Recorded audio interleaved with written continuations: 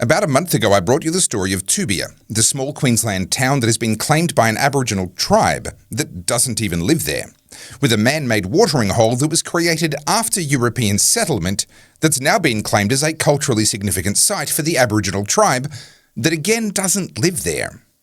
I warned in that video that the fight for Toobeah was one that affected us all, because if such land claims were allowed to stand unchallenged there, then nowhere in Australia would be safe.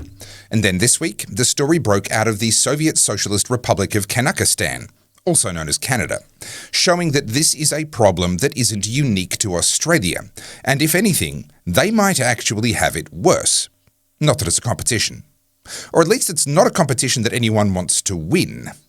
This issue of native title, land rights, and the claiming of buildings and infrastructure that's been built in the last few decades on the basis that someone's ancestors used to walk on that land hundreds of years ago, well, that issue's not going away anytime soon without a fight.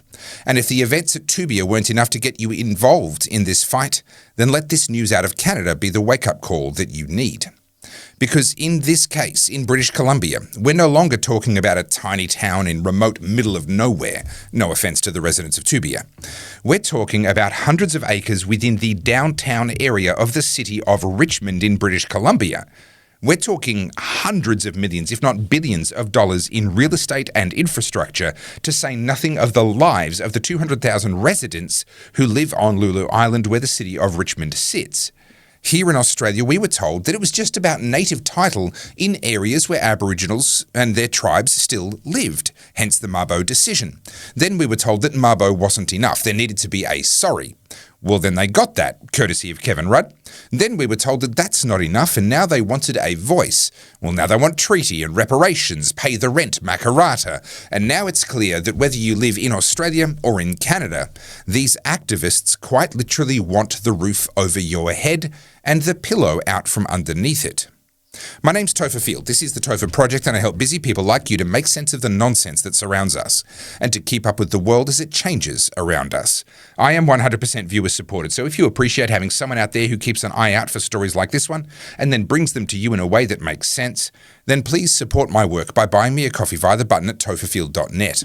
And if you like my videos, then you will love my books about human rights and civil disobedience, as well as my multi-award-winning documentary Battleground Melbourne and my t-shirts and hoodies in a range of designs, all available at goodpeoplebreakbadlaws.com. Someone somewhere is going to have to fight this fight and win it, for the sake of us all. Here in Australia, for the last 33 years since the Mabo decision to overturn the principle of terra nullius, we've been subjected to a relentless campaign of demonisation for the crime of bringing European civilization, with its attendant increases in quality of life and life expectancy and the rule of law and so much more. The fact is that life in Australia today for Aboriginal people is way better than it ever was prior to European settlement. And if anyone ever says otherwise, well, I challenge them to head out, let's say into the vast untouched bushlands in the southeast of Australia, or the endless deserts of the Red Centre, or into the dense jungles of the Daintree. Go and live like they did. See how long you can take it before you realise that you're just not cut out for a life without the modern conveniences and technologies that Europeans brought here and then built here over the last 250 years. But we're being treated like we're war criminals. And yes, there is no question some crimes were committed long before you or I were born. But this supposed crime of bringing civilization in the form of colonialism, and also the very real crimes that were committed by people who are now long dead, they've been used for the last 33 years, weaponized against us. And unless something changes, more and more of us will soon wake up to discover that all of a sudden, we have to fight for our own homes and businesses and favourite holiday destinations as well. And that means that just like the battle for Toobeah in Queensland, the battle for Richmond, British Columbia and the Soviet Socialist Republic of Kazakhstan is a battle that affects us all. So, what happened? Well, as far as most of the residents of Richmond were concerned, it all started with a letter that showed up in their mailbox. It was a letter from the mayor of the city of Richmond and said, "Notice to registered owner. Please take note that the recent British Columbia Supreme Court decision of Cowichan Tribes versus Canada, 2025 BC SC 1490, made some very important decisions which could negatively affect the title to your property. A briefing paper prepared by City of Richmond staff is attached for your reference. If you look at the draft map attached to the briefing, your property is located within the claim area outlined in green. For those whose property is in the area outlined in black, the court has declared Aboriginal title to your property, which may compromise the status and the validity of your ownership. This was mandated without any prior notice to the landowners. The entire area outlined in green is claimed on appeal by the Cowichan First Nations. Given the serious implications of this court decision and the pending appeal, this city is hosting an information session, etc., etc. The similarity to what happened in this case in Canada and in the case of Toobeah in Queensland is too close to ignore, because in both cases, people in positions of power were making deals and decisions to literally hand over the ownership of other people's property, and they were doing it in secret, without the knowledge of the people whose land and property was to be given away. The first those landowners knew about it was after it had already happened. Literally any one of us could wake up and find a letter like that in our letterbox. You wouldn't know about it until after it had happened. Now, there is obviously legal history to this case in British Columbia that I won't go into because it's Canada. Whilst our laws do have a lot of similarities, you just can't use a case precedent from one country in another country, so there's not a lot to gain by going too deep into the weeds on the specifics of the legal history.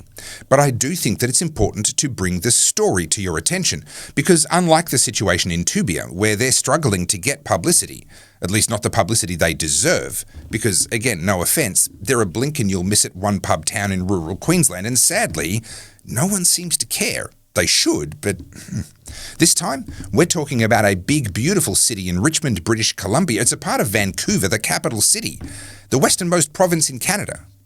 The Australian equivalent would be giving away Bondi and the surrounding suburbs. Actually, that's a bad example. There's a lot of us who would happily give away Bondi. Forget that I said that. My point is that this time there's a lot of people who are going to be fighting back. There's high-rise buildings which will be owned by big investment firms with deep pockets and a lot to lose. There's families who have faithfully paid their mortgages for years or decades. There's businesses and parks and roads and all the amazing technology and infrastructure that modern civilization brings, and it's all being given away.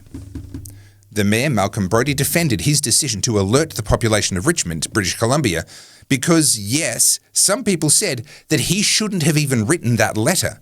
He shouldn't have even let his own residents know that their land was being given away. He explained, "This is the biggest investment that many people have in their lives," he said.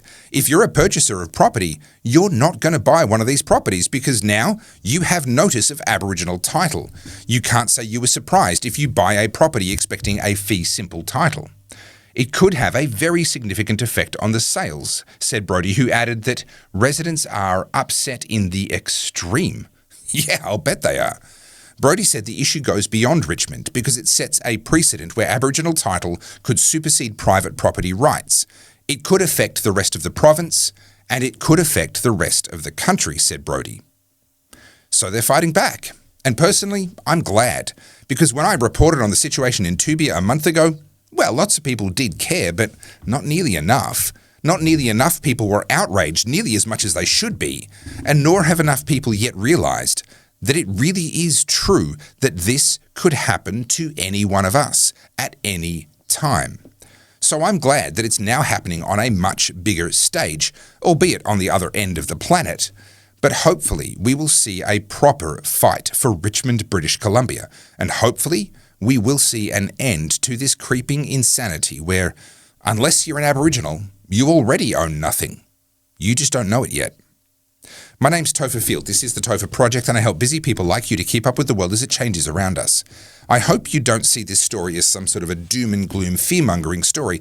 I actually believe that this is great news because the fight back is going to be fierce, and it has the potential to benefit us all. And I do try to bring good news and a positive view on the world where possible.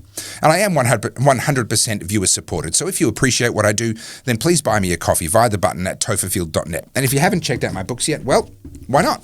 There's Good People Break Bad Laws, which is about civil disobedience in the modern age. Good Christians Break Bad Laws, which is all about the theology of civil disobedience. Then there's my DVD documentary Battleground Melbourne. Then there's my t-shirts and my hoodies, and it's all available at goodpeoplebreakbadlaws.com. Thanks for watching all the way to the end. The algorithm loves you and so do I. Please like, comment, subscribe, and as always, think free.